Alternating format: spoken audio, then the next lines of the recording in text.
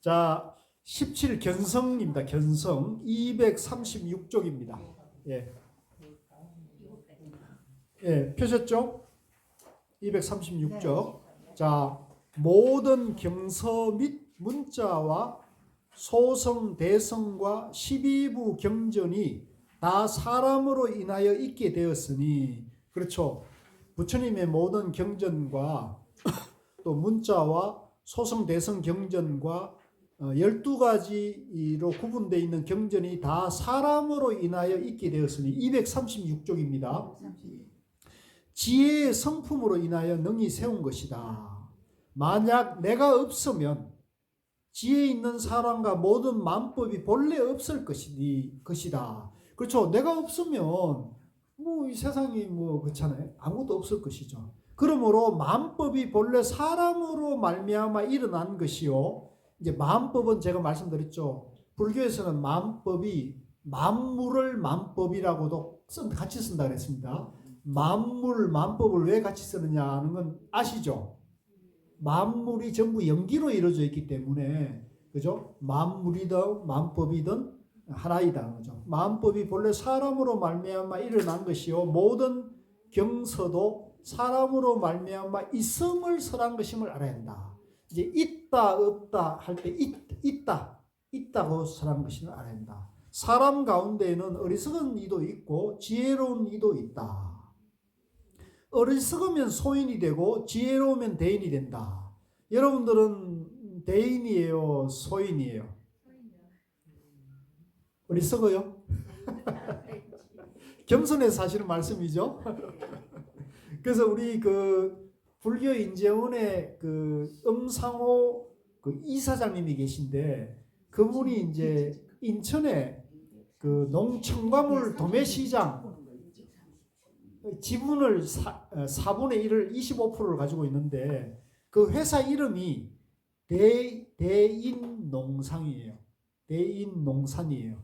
대인. 그래서 대인배 할 때 대인이 바로 이 지혜로운 사람을 대인배라는 거죠. 여러분들은 다 지혜로우신 분들이죠. 대인들이십니다. 대인. 미혹한 사람은 지혜인에게 묻고, 지혜인은 또 어리석은 사람을 위해 법을 설하여 어리석은 사람으로 하여금 깨달아 알아 마음이 열리게 한다. 이제 어리석은 사람은 집착하는 사람입니다. 내가 있다고 집착하고 내가 이제 중생이라고 이제 집착하는 겁니다. 착각하고 있는 겁니다. 지혜로운 사람은 내가 본래 부처고 내 마음이 이대로 완전한 마음이다고 보는 것이죠. 나는 부족하고 어리석은 사람이 아니고 본래 완전한 사람이다, 이렇게 보는 것입니다. 미혹한 사람이 만약 깨달아 마음이 열리면 큰 지혜인과 더불어 차별이 없다. 이제 미혹하더라도 어리석더라도 이제 자기가 이 도노법문을 듣고 마음을 깨치게 되면 이제 대인과 하나가 된다는 거죠. 지혜로운 사람과 부처와 더불어 하나가 된다. 그러므로 알라, 깨닫지 못하면 부처가 중생이고, 자, 이거 밑줄 그으십시오. 우리가 본래 부처인데 못 깨달으면 부처인데 중생으로 사는 거예요. 한 생각 깨치면, 내가 중생이라는 착각에서 깨어나면은 중생이 부처가 된다. 그죠? 차별이 없는 거예요. 중생과 부처가 차별이 없는 거예요. 그러므로 알아라. 모든 만법이 자기 몸과 마음 가운데 있다. 이제 이 우주 만물의 존재 원리가 내 몸과 마음에 다 갖춰져 있다는 거죠. 그런데 어찌 스스로 마음을 쫓아 진여 본성을 단박에 깨닫지 못하는가? 자기가 왜 자기 본성을, 자기가 완전하다는 것을 왜 깨치지 못하는가? 보살계경에 말씀하시기를 나의 보는 자성이 청정하다고 하였다. 내 본래 마음이 청정하다는 거죠. 마음을 알아 성품을 보면 스스로 불도를 이루나니, 자기 마음이 본래 청정하다는 것을 알아가지고 내 안에 분별 망상을 다 버려버리면 부처님 도를 완성하나니 즉시 화련히 깨쳐 본래 마음으로 돌아간다. 이제 내가 본래 완전하기 때문에 내 존재 원리가 본래 부처님하고 똑같은데 이제 내가 어리석고 못나다, 나는 중생이다, 내가 있다, 이런 분별망상을 탁 깨쳐버리면 화련히 깨쳐가지고 본래 청정한 마음을 회복한다는 겁니다. 자, 쭉 넘어가겠습니다. 쭉 넘어가서 자, 18 도노편입니다. 도노편, 아주 중요한 도노편입니다. 244쪽입니다. 244페이지. 찾았습니까? 예, 선지시가 나는 홍인화상 회하에서, 나는 이제 육조 스님은 오조 홍인대사 문화에서 한 번 듣고 말 끝에 크게 깨쳐. 요걸 이제 한자로 은하대오랍니다. 같이 해보세요. 은하대오. 말 끝에 탁 깨쳐버렸다는 거죠. 예. 그러니까 우리 도반님들이 잘 믿지 않겠지만 제 얘기를 잘 들으시면 제 말 끝에 우리 도반님들이 깨칠 수도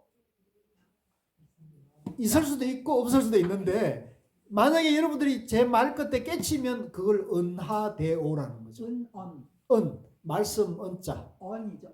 예, 은인데 제가 경상도 사람이어가지고 은자하고 은자가 구분이 안 돼요. 저는 쌀하고 살은 구분되는데 경상남도는 쌀하고 살을 구분 못하잖아요. 나는 경상북도의 그 안동지방 영덕 사람이어가지고 이제 은이 구분이 안 돼요. 이해해 주세요. 선생님 안동이세요? 안동 옆에 영덕 알아요? 영덕 대게. 자, 그래서 은하대오 말 끝에 크게 깨친다는 거죠.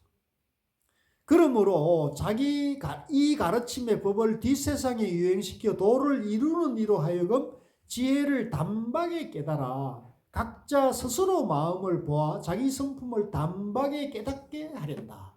자, 우리가 이제 이 불교 공부하는 사람들이 이제 의문 중에 하나가, 야, 부처님 깨달음이 어떻게 단박에 깨달을 수 있을까? 이게 이제 많은 사람들의 의문이잖아요. 예, 불교를 공부를 많이 하는 사람도 이 도노를 이해 못하는 사람들이 굉장히 많아요. 단박에 친다. 그걸 이해 못하는 사람이 굉장히 많거든요. 그 단박에 친다는 걸 제가 비유로 조금 이해를 돕고자 비유를 들면, 물이 있잖아요. 우리가 물을 끓이면, 그죠? 물에 열을 가하면은 100도씨가 넘으면은 기체로 변하잖아요. 그죠? 물이 끓잖아요. 근데 100도씨가 안 되면 물이 안 끓잖아요. 그 100도가 돌파되는 거를 깨칩니다. 이렇게 비유하면 도노가, 그러니까 물이 영하거나 또 상온에서 1도거나 10도거나 70도, 80도, 90도가 되더라도 물이 끓지 않아요. 그렇죠? 그때는 아직 우리가 깨닫지 못한 거예요. 즉 내가 물인 것은 매 한 가지인데, 그죠? 내가 물인 것은 매 한 가지지만 나는 아직 못 깨쳤다. 내 안에 분별망상을 완전히 내가 못 버린 거예요. 그래서 내가 부처님 법문을 듣고 이제 공부를 해가지고 내가 이제 내가 물이구나, 내가 본래 부처구나, 이건 이해했어요. 여러분들도 자기가 본래 부처라는 건 이해하셨죠? 네. 반응이 옛날보다 많이 좋아졌어요. 아직도 오락가락하는 분이 있는데, 중생과 부처의 분별 사이에 오락가락하는 분도 있겠지만, 일단은 제가 자꾸 여러분들에게 세뇌를 시켰어요. 지금 내가 본래 부처라는 것이, 그죠? 그래서 내가 본래 완전하구나, 내가 영기로 존재하고, 내가 영기로 존재하니까 내가 있는 것도 아니고 없는 것도 아니고, 그러니까 있는 것도 아니고 없는 것도 아닌 영기로, 이 세상 만물의 영기로 존재하니까 내가 무아인 거죠. 내라고 할 실체는 없는 거란 말이에요. 그죠? 그걸 내가 본래 부처라고 그랬습니다. 본래 우리가 완전하다는 거죠. 그런데 이제 내가 본래 완전한 것을 내가 이해했어요. 그죠? 그래서 내가 본래 부처구나 이해했어요. 근데 이해했다고 해가지고 내가 부처님 마음과 지혜로 살지를 못하잖아요. 그죠? 누가 나인데 나를 미워하는 말을 확 하면 내가 확 일어나잖아요. 나만 그래요? 저는 이 불교대학 다녀서 그게 없어졌다니까. 너무 고맙습니다. 너무 그런데 그 고맙습니다. 사람한테 가서 이런 건 안 해요. 예, 예. 그래서 이제 내가 본래 부처라는 걸 조금만 공부하면은 원리는 이해한단 말이에요. 그래서 내가 그걸 이제 우리가 정견이라는데 그 정견을 내가 이해를 했더라도, 그죠? 내 마음은 아직 번뇌망상이 아직 있단 말이에요.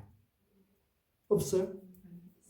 있단 말이에요. 내가 부처라는 걸 이해해도 내 마음 안에는 잘났다 못났다. 아이고 돈이 좀 더 있었으면 좋겠다. 그죠? 통장 잔고가 좀 넉넉했으면 좋겠다. 이런 마음이 있단 말이에요. 그죠? 그러니까 요거는 이제 내가 내 존재를 이해해도 부처님 법을 이해해도 아직 내 마음이 변화한 건 아니라는 거죠.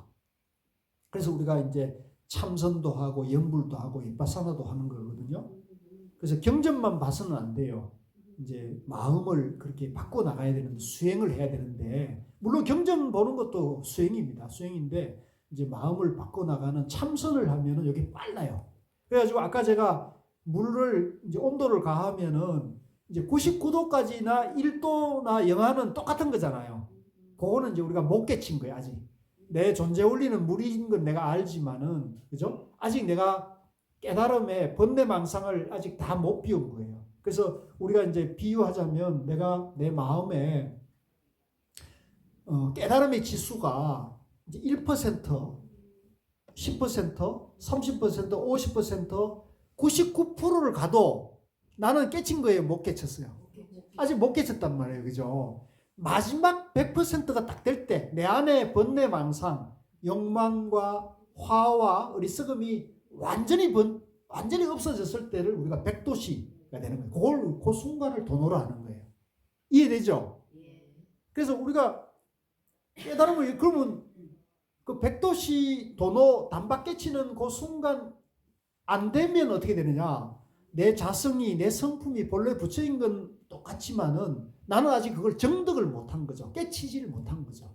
그러면 내 존재 원리는 부처인 것은 똑같지만은 나는 아직 내 안에 번뇌 망상을 다 없애지 못했으니까 아직은 내가 공부를 더 해야 되는 거죠. 근데 이제 지금 우리나라에 어떤 현상이 나타나냐면 이게 깨닫는다는 것을 아주 어렵게 보고 깨달음을 해나가는 것이 이제 너무나 힘들다고 생각하니까 이제 조금 공부해가지고 조금 체험이 되면 내가 이제 이 공도 알았고 무아 연기 중도를 알아가지고 내가 이 도를 이해한 사람이 있잖아요. 도를 이해하고는 나는 깨달았다. 이렇게 생각을 해보니까 자기 안에 별 문제가 없다고 생각하니까 깨달았다고 하는 사람들이 많이 나오기 시작하는 거예요. 그래서 유튜브나 이런 데서 그런 분들이 들어 보이는데 이제 그런 분들 중에서는 자기 마음 안에서 모든 욕망과 이제 어리석음과 화를 완전히 비워가지고 깨달았다 하면 우리가 이제 정말 부처님으로 당연히 우리가 이제 예우를 해야 되는데 그렇지 않고 아직 1%라도 욕망과 화와 어리석음이 남아 있으면서도 깨달았다 하면은 그거는 어떤 문제를 낳을까요? 깨닫지 못한 사람이 깨달았다 하는 거니까 일단 거짓말하는 거잖아요.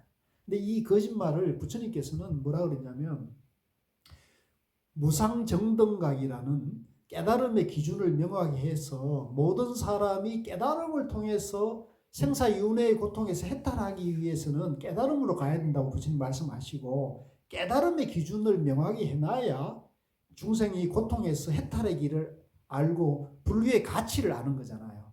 그래서 깨닫지 못했는데 깨달았다고 거짓말하면 그 사람은 무간지옥을 간다 그랬어요. 그것도 산채로 무간지옥. 산채. 그래서 선생님 저는요. 이번에 그것이 마음이 달라졌다는 게 여기서는 제가 부처님한테 벌을 받았기 때문에 이 받침 하나도 뺀 거 넣은 것도 없습니다. 나를 미워한 그 안 좋은 사이에 그 전에 미운 건 미워 그냥 말을 안 해도 그런데 지금은 밉지를 않아요. 누구든지 다 이렇게 밉지를 않아. 밉지를 않은데 나는 막 어쩌고저쩌고 할 때 나는 너로 인해서 복을 싣고 있다. 그런데 너희가 안타깝다. 집을 그 집마다 나오. 나요 생각을 들어요. 예. 여기는 받침이 붙지도 뜻이 예, 않아요. 예, 좋습니다. 잘하시고 계신 거예요. 네. 그러니까 그 상대가 나를 미워하고 나를 원수로 대하더라도, 그죠? 내가 그 사람을 볼 때, 그죠? 아, 저 사람이 이 나를 대하는 것 때문에 내가 나를 더 돌아보고 내가 공부를 더 열심히 했어, 그죠? 저 사람이 나로 하여금 공부를 더 시켜주니까 더 분심을 내게 해가지고 나를 공부시키니까 저 사람이 나의 선지식이다. 저 사람이 부처님이다. 이렇게 바라봐야 돼요. 똑같이 예, 이렇게 예, 예. 그 일로 가자 이런 마음이 들어가요. 예, 뭐, 좋습니다. 예. 뭐, 자, 244쪽 계속 진도 나갈게요. 네.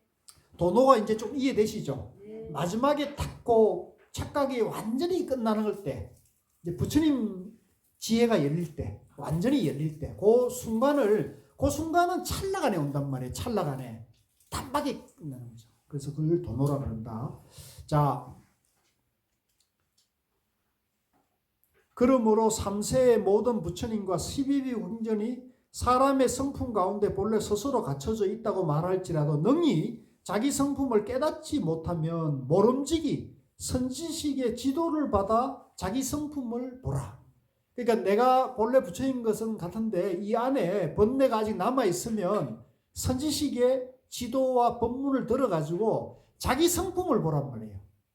만약 244쪽의 밑에서 네 번째 줄입니다. 만약 스스로 깨친 이라면 밖으로 선지식을 의지하지 않는다.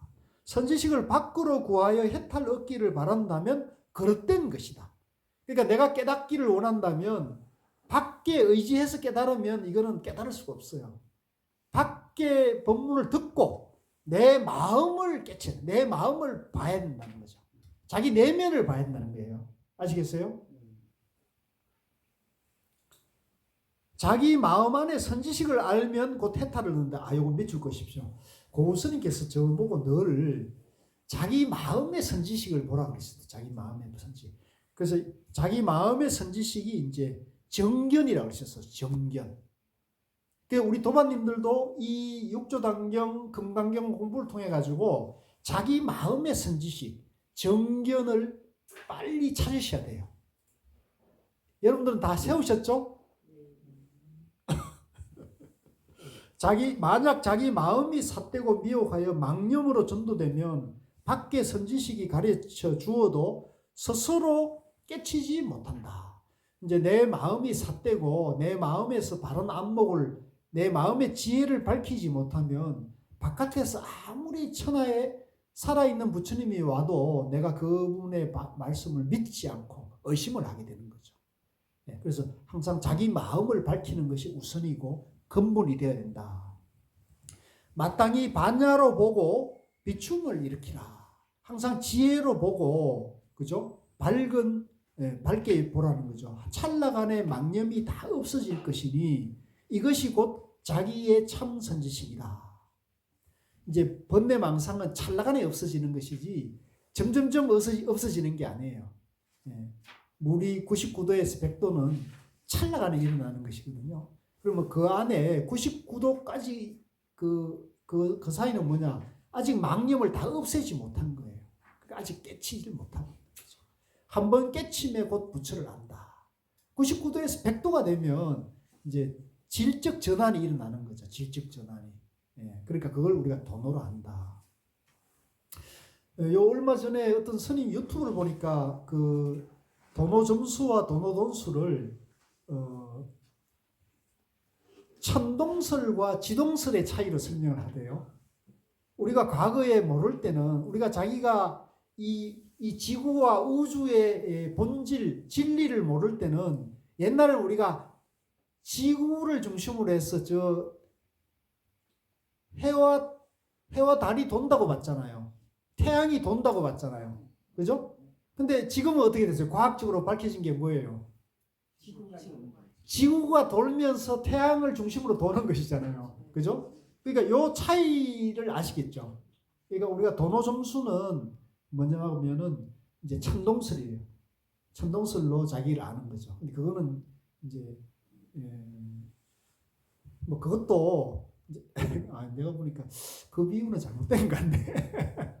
그 스님이 그런 비유를 쓰시는데 그 비유는 잘못된 것 같네요. 이게 도노 점수는 뭐냐면 내가 본래 부처인데 내가 이제 중생이나 착각에 빠져 있잖아요. 그러니까 중생이 부처가 되는 것은 열심히 수행해 가지고 깨달아야 된다고 보는 게 이제 도노 점수인 거예요. 그래서 그게 도노 점수 안에는 중생도 있고 부처도 있는 거죠. 양변에서 닦아 가지고 깨달음으로 하는 게 도노 점수고, 도노 돈수는 뭐냐면 내가 본래 중생이 아니고 본래 부처라고 보는 거예요. 본래 부처가 깨달으면 부처가 되는 거잖아요. 그러니까 그 사이에는 도노, 단박에 닦고 단박에 깨닫힌다 이렇게 보는 거예요. 도노고 돈수다 이렇게 보는 거예요. 자, 진도를 좀 나가겠습니다. 쭉 넘겨가지고요. 자, 253쪽으로 넘어가겠습니다. 253쪽에 자성의 마음자리가 지혜로서 관조하여, 이 자성은 이제 내 존재 원리고 내 마음을 말하는 겁니다. 내 마음의 마음자리가 지혜로서 관조하여, 지혜는 이제 양변을 여의고 보라는 거죠. 관조하여 안과 밖이 깨끗하고 밝고 투철하면 스스로 본 마음을 알고, 만약 본 마음을 알면 이것이 곧 해탈이다. 아, 좋은 말 나왔죠. 해탈. 내가 내 마음을 밝게 비추어 가지고 보면은 안과 밖이 다 걸림이 없고 집착을 떠나면은 그것이 곧 해탈이라는 거죠. 이미 해탈을 얻으면 이것이 곧 반야삼매, 앞에 배웠죠. 지혜삼매다. 이 지혜삼매를 깨달으면 곧 무념이다. 이제 내 마음이 지혜로 돼 있고 삼매로 돼 있다 그랬죠. 중도로 돼 있다 그랬단 말입니다. 그래서 내 마음을 깨치면은 안과 밖이 다 밝아가지고 내가 어디에도 머물거나 집착하거나 분별을 하지 않아가지고 그것을 깨달으면 곧 내가 무념이 된다.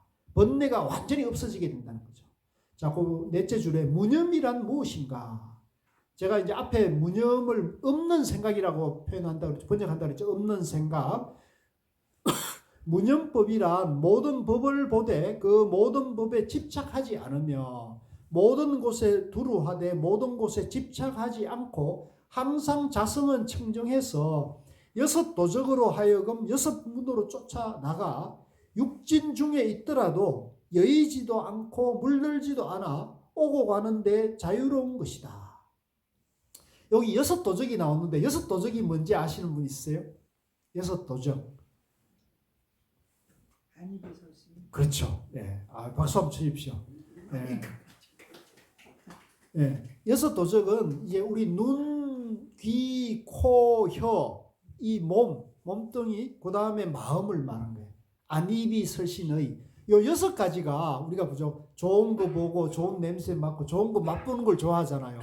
나쁜 거 보고 나쁜 소리 들리고 나쁜 냄새 나고 나쁜 맛을 느끼면 우리 싫어하잖아요.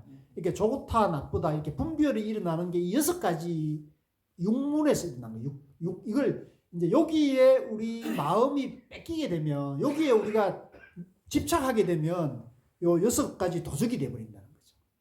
그래서 여러분들 마음이 맛있는 거, 맛없는 거, 그죠? 좋은 냄새, 나쁜 냄새, 이런 것에 여러분들이 마음이 뺏기게 되면 여러분들 마음이 여섯 도적이 자라고 있는 거예요.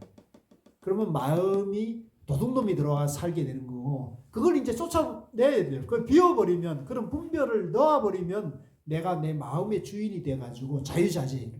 그게 부처고 도인이에요. 여러분들 부처님 되기가 어려워요, 쉬워요? 어렵지. 뭐 어렵습니까? 그러니까 요거를 한꺼번에 된다는 것은 이제 쉬운 일이 아니니까 한 생각을 그렇게 한번 해보세요. 여러분들이 한 생각을 그렇게 해보시는 거죠. 그래서 이제 그런 마음으로 한 생각을 이제 정견을 세워 나가면은 그게 이제 어느 날 완성하는 때가 온다는 거죠.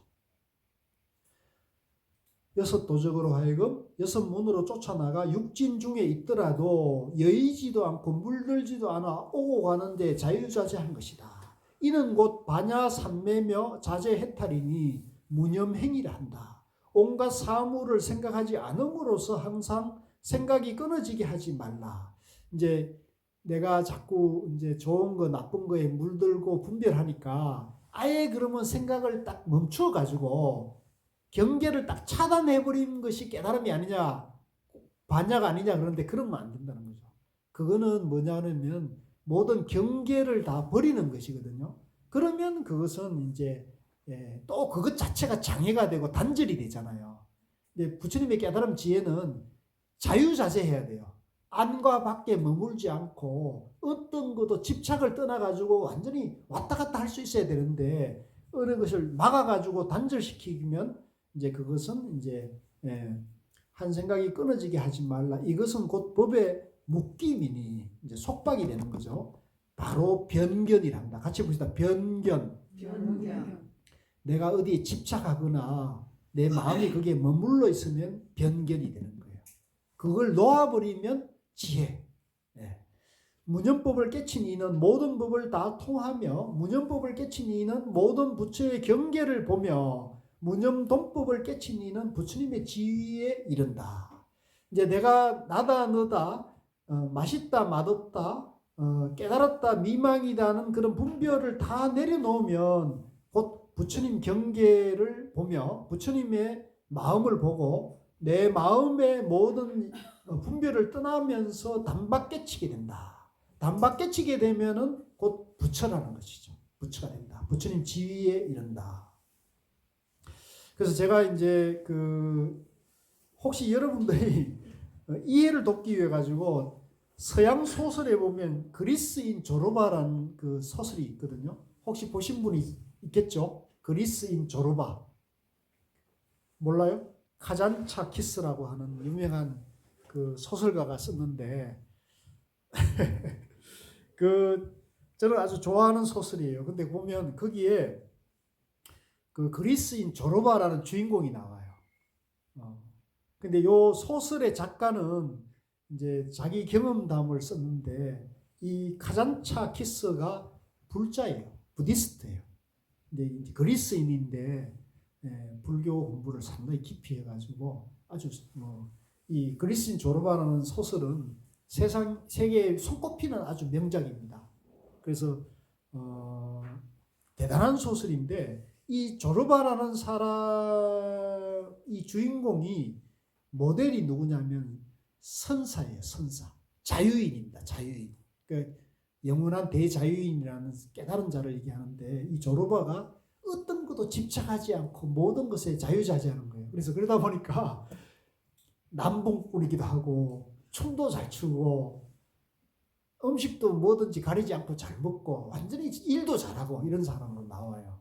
그래서 이제 그 소설의 주인공으로 등장하는 사람은 지식인 출신인데 연애도 못하고 또 일을 하는 것마다 다 망하고 이러는 사람인데 이 조르바라는 이 일꾼인데 이제 일종의 우리 노가다판에 보면 식장 같은 사람인데 아주 능수능란하고 자유로운 사람을 보는 거예요. 그래서 그 모델로 소설을 썼는데 소설 굉장히 재미있습니다. 그래서 저는 그걸 보면서 그리스인 조르바가 우리 선에서 지향하는 인간상, 자유인, 그걸 이제 표현했다고 보고 있는데 본인도 카잔차키스도 자기가 그렇게 얘기를 해요. 부처, 붓다, 대자유인, 영원한 대자유인을 얘기한다. 그렇게 보면 됩니다. 그래서 여러분들이 부처님이나 깨달음을 어렵게 생각하지 마십시오. 자유다. 내 마음에서 자유로워야 된다는 거죠. 자, 그 다음에 19, 멸죄, 죄를 없앤다. 260쪽입니다.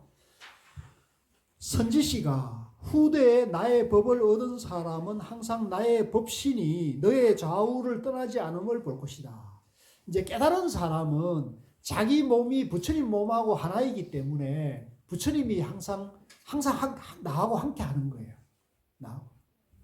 선지시가 이 돈교 법문을 가지고 함께 보고 함께 행하여 원력을 세워 부처님 받들듯이 함으로써 몸을 마칠 때까지 받아 지니어 물러나지 않는 사람은 성인의 지위에 들어간다. 이제 이 단박 깨치는 이 도노법, 도노선을 듣고 여기에 정견과 믿음을 일으킨 사람은 반드시 물러나지 않으면 반드시 깨달음을 성취한다는 거예요.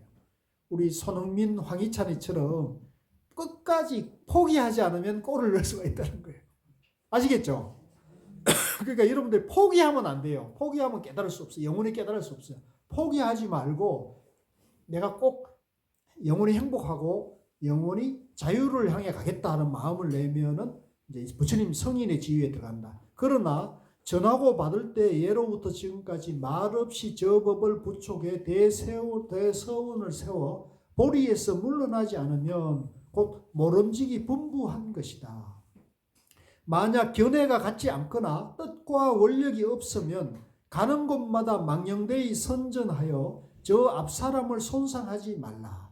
이제 만약에 내가 이제 아직 그걸 이해하지 못했더라도 여기에 믿음을 버리지 말고 나보다 공부가 빠르고 나보다 공부를 잘하고 이런 사람을 보더라도 그 사람을 미워하거나 그 사람의 뒷다리를 잡지 말아야 돼요. 그러면 그런 사람을 내가 못 따라가고 그런 사람들을 내가 해방한 죄로 인해 가지고 나는 생사해탈을 못하게 된다는 거죠. 공부에 도움이 안 된다는 거죠. 손상하지 마라. 마침내 이익이 없다. 만약 만나는 사람이 알지 못하여 이 법문을 업신여긴다면 이 도노법 있잖아요. 이 단박깨치입니다. 당신이 본래 부처입니다 하는 이 법문을 얘기해줘도 이 법문을 업신여기는 사람이 틀림없이 있거든요. 왜냐하면 자기가 중생이라고 철떡같이 믿는 불자들은 당신이 부처라고 얘기해 주는 것을 절대 믿지 않죠. 그러면 뭐예요? 이 법문을 업신여긴다. 당신 틀린 말이야. 백급 만급 전생의 부처 종자를 끊을 것이다. 이런 도노법을 듣고도 이걸 업신여기게 되면 이 사람은 영원히 깨칠 수가 없다는 거죠. 그럼 어떻게 깨칠 수 있습니까? 그런 법문을 듣고 그런 귀한 법문이네요. 이렇게 믿음을 일으키고 존중하는 마음이 돼야 한다는 거죠. 네. 귀한 법문이네요. 정말 좋은 법문입니다. 이렇게 한다는 거죠. 자, 그 다음에 이제 264쪽으로 갔어요. 그래서 우리 그 선종이 우리나라에 처음 들어왔을 때 이제 서기 821년에 우리 조계종의 종조가 되는 도의국사라는 분이 이제 중국에 유학 가가지고 이제 이 도노선을 만나가지고 마음을 깨치고 우리나라로 신라로 돌아와가지고 우리나라에 최초로 이 도노선을 전했거든요. 근데 이분도 돌아왔을 때는 신라의 불자들이, 신라 불교 지도자들이 이 스님을 배척을 해요. 도의국사를 배척을 해요. 왜냐하면 그동안은 불교를 우리가 전부 중생이니까 열심히 세세생생 닦아가지고 깨달음으로 간다. 이렇게 불교를 전했거든요. 근데 이분은 들어오자마자 우리가 다 본래 부처다. 이렇게 선언을 하는 거예요. 우리가 다 본래 부처다. 착각과 망상에서 깨어나면 우리가 부처로 돌아간다. 이렇게 선언하니까 열심히 수행해가지고 세세생생 닦아야 한다고 얘기하는 그런 불교의 입장에서 봤을 때는 저 마훈이다. 이렇게 얘기하는 거죠. 그래가지고 그 고은 최치원이 지은 그 봉암사, 우리 이제 이번에 성지순례 갔을 때 제가 그 지정대사 비 앞에서 설명을 잠깐 해드렸죠. 그 고은 최치원 지은 지정대사 비문에 보면은 이 도의 스님이 이제 마음을 깨치고 돌아와가지고 이제 들어왔는데 이 도의 스님에 대해서 당시 이제 불교계 사람들이 마구니 말을 쓴다고 욕을 해요. 비방을 하는 거죠. 그래서 그런 얘기가 있는데 지금도 마찬가지입니다. 지금도 이제 이 선을 이해하지 못해가지고 어떻게 단박깨치느냐, 그건 말도 안 된다고 얘기하는 사람들이 많거든요. 그거는 이해를 못해서 그러는 거예요. 그래서 그런 분들을 만나면 여러분들이 자세하게 이제 제대로 안내해 줄 수 있을 정도가 됩니다. 자, 264쪽에 대사가 말하였다. 선지시가 나의 모양 없는 개송을 들으라. 너희 미혹한 사람이 의 죄를 없앨 것이니 이를 죄를 없애는 개송이라 한다. 개송에 말하되 어리석은 사람은 복을 닦되 도를 닦지 않고, 여기 나왔네요. 이제 어리석은 사람은 뭐예요? 내가 있다는 착각에 빠져 있는 사람은 내 몸이 건강하고 내가 복을 더 받기를 원한단 말이에요. 그러니까 내가 더 건강하고 내가 병 없이 내가 더 오래 살기를 원하는 사람은 내가 있다는 전제에서 복을 구하는 것이죠. 그러니까 우리나라 불교가 지금까지 대부분 이렇게 불교를 공부를 했어요. 그런데 이거는 복을 닦는 것이고 도를 닦는 건 아니다. 복 닦는 것이 도라고 말한다. 그렇죠? 자, 밑에 보세요. 보시하고 공양하는 복이 끝이 없으나 내가 있다는 전제에서 보시하고 공양하고 불공하고 이렇게 하면 그 복이 끝이 없으나 복은 끝이 없지만은 마음속에 삼업이 그대로 남아있다. 그렇죠? 내가 있으니까 마음속에 몸으로 짓고 말로 짓고 마음으로 짓는 업이 있잖아요. 내가 있으니까 업을 지어야 안 지어요. 내가 있는 한은 업을 안 지을 수가 없거든요. 그죠? 그러니까 복을 닦지만은 업을 계속 지으니까. 그죠? 만약 복을 닦아 죄를 없애고자 하여도 후세에 복을 얻더라도 죄가 따른다. 그러니까 내가 보시하고 공양하고 불사하고 불공들인 공이 있지만은 그 공은 내가 있다는 전제에서 내가 하기 때문에 불공할 때 복을 짓는 복은 있지만은 또 죄 지은 죄업도 똑같이 있으니까 복을 아무리 짓더라도 생사윤회의 고통을 해탈할 수는 없다는 거죠. 윤회 안에서 복을 짓는 것이다. 복을 구하고 복을 짓는 것이고 복을 닦는 것이기 때문에 그건 해탈의 길이 아니다. 부처님의 길이 아니라는 거죠. 이해가 됐어요? 제 얘기가? 만약 복을 얼마나 어렵겠어요. 그게 어렵죠. 어렵죠. 만약 복을 닦아 죄를 없애고자 하여도 후세에 복을 얻더라도 죄가 따른다. 만약 마음에서 죄의 인연을 없앨 줄 안다면 저마다 자기 성품 속에 참된 참회다. 이제 이걸 간단하게 말씀드리면 내가 이제 이 보시하고 불사하고 공양하고 불공하는 공이 깨달음에 도를 닦는 것이 되려면 어떻게 되냐면 내가 무아라는 입장에서 무주상보시를 하면 돼요. 내라는 것이 없다는 입장에서 하면은 모든 보시와 봉사와 공양이 다 해탈로 갈 수가 있죠. 생사윤회를 벗어나는 길로 보시하고 공양을 하는 거니까. 그게 수행이고 도를 닦는 공덕이 되는 것이라는 얘기죠. 자, 쭉 넘어가겠습니다. 그래서 이 죄라는 것도 실체가 있다고 보지 마시고요. 내가 무하고 염기고 공이라고 보면 죄 또한 해탈할 수가 있는 거죠. 그죠? 그래서 이제 그 얘기를 하고 있습니다. 유아에서 무아로 가라는 거죠. 무아로서. 자, 20 공덕입니다. 요거 하고 마칠게요. 오늘 20 공덕 272쪽입니다. 자, 위사군이 예배하고 말하였다. 이제 위사군은 이 법회를 주관한 그 도지사입니다. 도지사. 위사군이 예배하고 말하였다.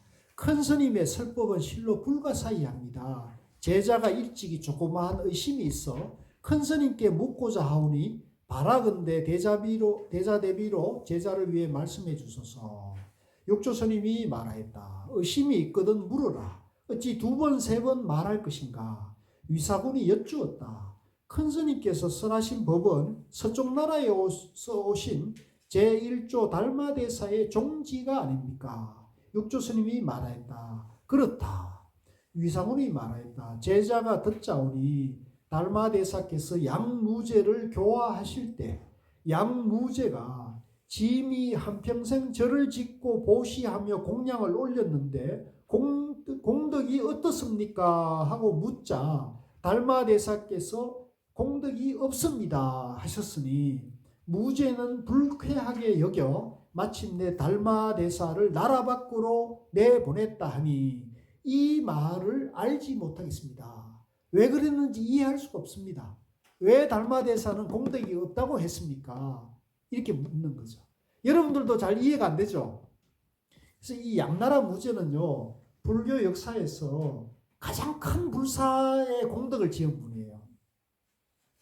제가 기록을 찾아보니까 절을 2,500개를 지었어요.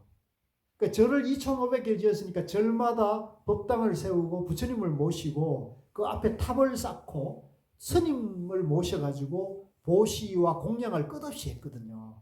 그러니까 불교 사상사에서 이만큼 불사한 분은 없어요. 그런데도 이분이 이렇게 불사를 했는데 불교의 정견을 세우고 했으면 달라요. 내가 무아라는 걸 알고 끝없이 남을 위해서 베푸는 마음으로 했으면 이분이 그 마음이 편안하고 깨달음으로 갔을 텐데 이분은 어떻게 불사를 했냐면 내가 있다고 보신 거예요. 내가 있고 나는 황제라는 생각에서 내가 병 없이 장수해서 이 나라를 잘 다스리게 해달라고 불사를 했단 말이에요. 그러니까 내가 있다는 유아의 입장에서 큰 불사와 내가 황제라는 입장에서 이 큰 불사를 하다 보니까 그 절을 지을 때 무슨 돈으로 절을 지었겠어요? 백성들의 고혈을 짜내가 세금을 받아가지고 그 불사를 어마어마하게 했는데 백성들은 그걸 좋아했어요? 싫어했겠어요? 누구든지 내 돈을 뺏어가면 싫어하잖아요. 여러분들도 세금 내는 거 별로 안 좋아하잖아요. 그래서 뭐 종부세 이래가지고 난리가 나잖아요. 정권도 바꿔버리잖아요. 그러니까 이분도 이 황제가 내가 있다는 입장에서 절에서 큰 불사를 일으키니까 백성들 고열을 짜내가지고 그걸로 자기 병 없애게 해달라고 그러고 자기 오래 살게 해달라고 불사를 했거든요. 그러니까 이 백성들이 원성이 자자하는 거예요. 저 황제가 미쳤나? 우리 돈, 지 돈으로 하지. 왜 우리 돈을 가지고 하느냐. 이래가지고 원성이 자자하니까 민심이 아주 좋지 않은 거예요. 그래서 황제가 엄청난 불사를 해도 민심이 너무 안 좋으니까 불안합니까? 행복합니까? 황제도 불안한 거예요. 그러니까 이제 인도에서 큰 선지식이 도인이 왔다 그러니까 그 도인 달마대사를 황궁으로 모셔다가 물어본 거예요. 제가 이렇게 큰 불사를 했는데요. 큰 스님 공덕이 있습니까? 이렇게 어떻습니까? 그러니까 달마대사는 아주 냉정하게 말하는 거죠. 공덕이 없습니다. 왜 공덕이 없습니까? 내가 있다는 입장에서 아무리 많은 불사를 하더라도 그것은 복을 구하는 것은 복을 쌓는 것은 되지만은 생사 해탈의 길은 아닙니다. 그렇게 얘기하는 거예요. 그러니까 이제 이 황제는 자기가 황제인데 아무리 큰 스님이라도 나인데 내가 한 것을 긍정해주고 인정을 받고 싶은데 그걸 인정 안 해주니까 당신 누구요? 이렇게 해가지고 대들었던 거예요. 그러니까 달마대사는 한 방 더 해줘요. 나도 내가 누군지 말할 수 없습니다. 이렇게 얘기해요. 그러니까 철저하게 무아의 입장을 깨달아라고 법문을 해준 거거든요. 당신 그렇게 하면 안 됩니다.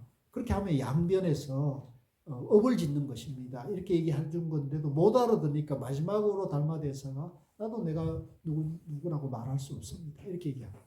이게 양무제가 열을 받았거든요. 그러니까 이제 달마대사가 내가 여기서 더 이상 법문을 해가지고는 알아듣는 사람이 없으니까 이제 양장을 건너가지고 소림사에 가서 9년간 면벽을 합니다. 그런데 이제 양무제는 그러면 어떻게 되느냐? 내가 있다는 내 유아의 입장에서 계속 복을 짓고 큰 불사를 하다 보니까 민심이 굉장히 사나워져가지고 나중에 가면은 이분이 부하장수의 반란을 일으켜가지고 이 사람이 황제의 지위에 쫓겨나가지고 어느 빈 집에 가둬가지고 몇 년 만에 굶어 죽어요. 그러니까 여러분들이 이 공덕, 깨달음으로 가는 보시와 무아의 입장에서 보시와 공양과 봉사를 해야지 내가 복을 더 받기 위해서 아무리 큰 보시와 공양과 불공을 들이더라도 그것은 그 죄를 해결할 수는 없다는 거죠. 그 보시와 공양의 복은 있지만은 그 내가 있다는 입장에서 짓는 죄, 그 죄업을 받게 된다는 거죠. 그럼 어떻게 해야 됩니까? 내가 무아라는 입장에서 보시와 공양을 하면 그거는 복도 지으면서 깨달음으로 가기 때문에 공덕이 된다는 그 얘기를 하는 겁니다. 이해되시죠? 예, 그래서 이 얘기를 하는 겁니다. 그래서 그 얘기니까요. 273쪽으로 넘어가가지고요. 육조 스님이 말하였다. 실로 공덕이 없으니 사구는 달마대사의 말을 의심하지 말라. 양무제가 삿된 도에 집착해서 이제 내가 있다는 자기가 있다는 양변에 떨어져 가지고 정법을 알지 못한 것이다. 정견을 세우지 못하고 불교를 한 겁니다. 그래서 우리 도반님들은 이제 정견이 서셨잖아요, 그죠? 여러분들은 나라고 하는 집착하는 마음을 떠나가지고 살림하고 직장생활하면은 그것이 깨달음으로 간다는 거죠. 자, 그 다음에 275쪽입니다. 사군이 여쭈었다. 어째서 공덕이 없습니까? 육조 스님이 말하였다. 절을 짓고 보시하며 공양 올리는 것은 다만 복을 짓는 것이다. 복을 공덕이라 할 수는 없다. 공덕은 법신에 있지, 이 법에, 이 영기무아에 있지, 복밭에 있지 않다. 그걸 받는 사람에게 있는 게 아니라는 거죠. 자기의 법성에 공덕이 있으니, 자기 성품에, 자기 마음에 모든 공덕이 있으니 성품을 보는 것이 공이고 평등하고 고든 것이 덕이다. 요거 밑줄 것이에요. 이것도 여러분들 외우시면 좋습니다. 공은 내 존재 원리에 있단 말이에요. 내 마음에 있다. 덕은 내 마음을 평등하게 쓰는데 덕이 있는 거예요. 공은 내 마음이 공이고 내 마음 보는 것이 공이고, 그 다음에 덕은 내 마음을 곧게 평등하게 쓰는 것이 덕이다는 거죠. 그래서 지금 우리나라 지도자들 중에 이 덕을 안 쓰는 사람이 많죠. 내 편, 나를 지지해주는 사람만 감싸주고, 그죠? 상대는 무조건 죽이고자 하는 사람들이 있잖아요. 그러면 이거는 덕이 없는 거죠. 우리 정치가 우리 한국 정치가 지금 점점 어려우게 가는 것은 이 양변에 빠졌기 때문에 그렇다는 거죠. 오히려 상대를 존중하고 상대와 소통하면서 하면은 이제 우리나라도 굉장히 더 국운 융성이 올 수 있는데 참 안타깝습니다. 안으로 불성을 보고 밖으로 공경하라. 만약 모든 사람을 가볍게 여겨 아상을 끊지 못하면 곧 스스로 공덕이 없고 자성은 허망하여 법신의 공덕이 없다. 생각마다 덕을 행하고 마음이 평등하여 곧으면 공덕이 곧 가볍지 않다. 우리가 마음 쓸 때마다 항상 덕을 베풀면 남을 차별하거나 남을 구별하지 않고 고르게 다 존중하면은 덕을 행하고, 생각마다 덕을 행하고 마음이 평등하여 곧으면 공덕이고 가볍지 않다. 항상 공경하고 스스로 몸을 닦는 것이 공이 되고 스스로 마음을 닦는 것이 곧 덕이다. 공덕은 자기 마음으로 짓는 것이다. 복과 공덕이 다르니 양무제가 바른 이치를 알지 못한 것이지 조사에게 달마대사에게 허물이 있는 것은 아니다. 이 양무제가 불교를 지금 잘못 본 겁니다. 잘못 보고 내가 있다는 착각에서 복을 구한 것이지 공덕을 구한 건 아니다는 거죠. 그러면 공덕을 구하려면 무아공을 무아공에서 실천을 해야 한다는 거죠. 중도 연기 무아의 입장에서 보시 공양을 해야 한다는 거죠. 자, 오늘은 여기까지 하고요. 다음 주에 이제 다 마치겠습니다. 다음 주에 요거 하나 마저 할까요? 하나 더 해도 되겠어요? 예, 그러면 다 하고 합시다. 요거까지가 다 연결이 되는 거여 가지고요. 20일 서방 극락 정토를 여러분들 보고 싶죠? 가보고 싶죠? 서방 극락 정토 보고 싶지 않아요? 육조 스님이 우리인데 요거 보여준다는 얘기니까 한번 마저 서방 극락 정토를 보고 갑시다. 281쪽입니다. 부정한 생각이 일어나면 염불하여 왕생코자 하여도 이르기 어렵다. 그러니까 내가 내 마음이 삿된 마음에서 염불을 아무리 하더라도 우리가 이제 극락 왕생을 할 수가 없다는 거죠. 10악을 없애면 10만리를 가고 내 마음에서 10가지 악을 없애면 10만리를 가고 8가지 삿된 것이 없으면 이제 내 마음에서 8가지 삿된 것이 없으면 곧 8천리를 지나간다.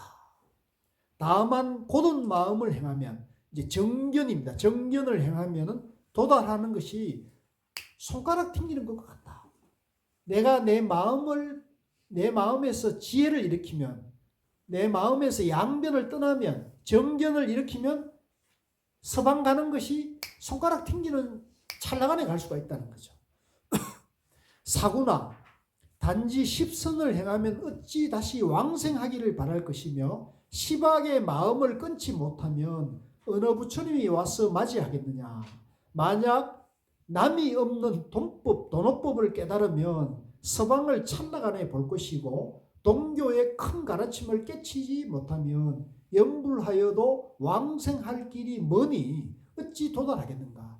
이제 만약에 내 마음이 본래 부처라는 거, 내 마음의 모든 지혜와 공덕이 다 갖춰져 있다는 것을 단박 깨치면 되는데, 이걸 깨치지 못하면, 바로 알지 못하면 언제 먼 곳에 가겠느냐는 거죠. 자, 쭉 넘겨가지고요. 286쪽을 보겠습니다. 286입니다. 육조 스님이 말하였다. 해능이 위사군을 위하여 서방 정토를 찰나 사이에 옮겨와서 너희 눈앞에 바로 보게 할 것이니 위사군은 보기를 원하는가? 여러분들도 눈앞에 서방 극락 정토를 보게 하려고 하는데 보겠느냐는 거죠. 예하십시오. 위사군이 예배하고 말했다. 만약 여기서 볼 수 있다면 어찌 가서 나려고 하겠습니까? 원컨대 스님께서는 자비로 서방을 보여주시면 대단히 좋겠습니다. 육조 스님이 말하였다. 문득 서방을 보아라. 지금 여러분들도 여러분들 서방을 보세요. 서방을 보세요. 눈앞에 있는 서방을 보세요. 보입니까? 들립니까? 의심이 없으면 흩어져라. 해산해라. 이게 참 이 육조단경 중에 아주 묘한 본문이에요. 이 본문이. 대중이 깜짝 놀라 무슨 얘기인지 알지 못했다. 어리둥절했다는 거죠. 지금 우리처럼. 대중아 정신 차리고 들으라. 세상 사람이 스스로 색시는 성이고 눈, 귀, 코, 혀, 몸은 곧 성문이니 밖으로 5문이 있고 안으로 뜻의 문이 있다. 마음은 곧 땅이요 성품은 곧 왕이니 성품이 있으면 왕이 있고 성품이 가면 왕도 없다. 성품이 있으면 몸과 마음이 있고 성품이 가면 몸과 마음이 무너진다. 부처는 자기 성품이 지은 것이니 부처라는 것은요 내 마음이 짓는 것이란 말이에요. 부처는 마음이 짓는 것이니 내 몸 밖에서 부처를 구하지 말라는 거죠. 자기 성품이 내 마음이 미혹하다는 것은 내가 부처가 아니야. 나는 중생이라는 게 미혹한 거예요. 미혹하면은 부처가 곧 중생이 되고, 그렇죠? 나는 중생이야 그러면 나는 중생이 되는 거예요. 근데 내 마음은 이대로 부처란 말이에요. 중생이고 자성을 깨달으면 중생이 곧 부처다. 내 마음이 부처라는 거, 내 마음이 중도, 연기, 무아라는 걸 깨달으면 내가 곧 중생이 부처가 된단 말이에요.